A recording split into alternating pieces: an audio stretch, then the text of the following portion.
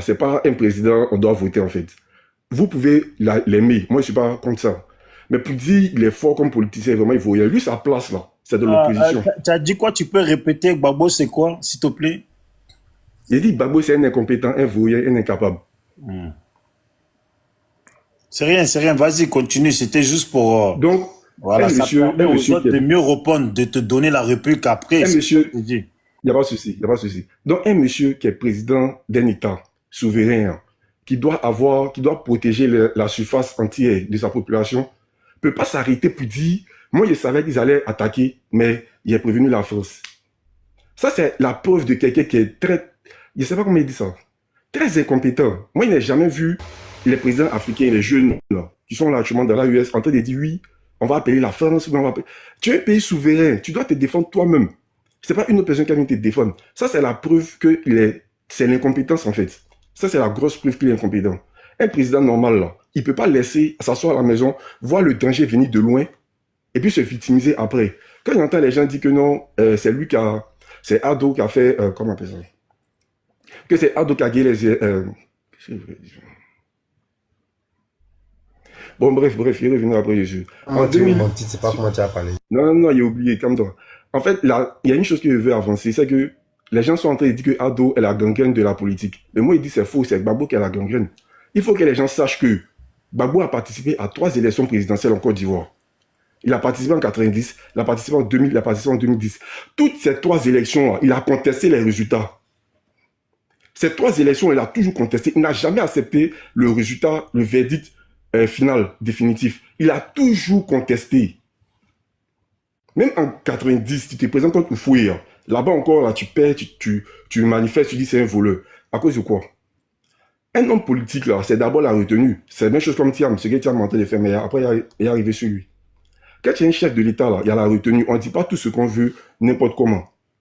Il a eu la possibilité de contrer cette rébellion. Pourquoi il a, en 2002, pourquoi il a attaqué la rébellion jusqu'à Bouaké? Pourquoi il n'a pas continué de Bouaké pour aller jusqu'au Mali, Burkina? Pourquoi c'est à Bouaké qu'il s'est arrêté?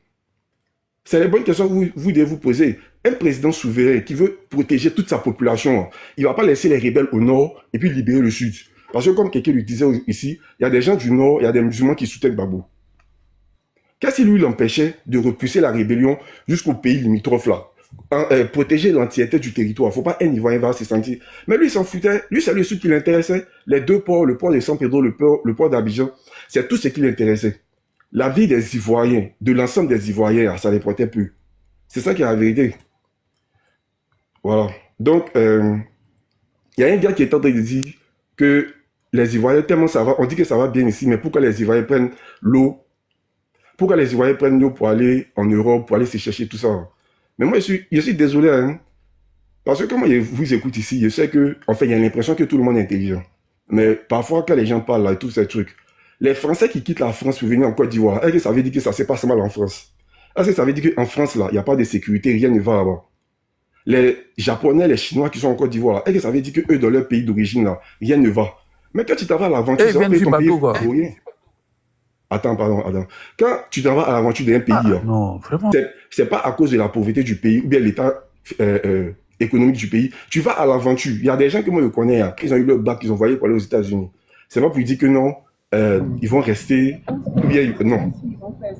Ils ont tous voyagé, ils sont partis. C'est pas comme s'ils fuyaient la galère ici ou bien quoi que ce soit. Mais ils sont allés chercher un Eldorado meilleur. Quand tu vois les Maliens, les Burkinabés, les Nigériens dans notre pays, hein, c'est pas parce que ça va pas mal chez eux, hein. Ça peut aller bien, mais ici, ils ont une meilleure vie que dans eux, les différents pays là-bas. Voilà. Donc,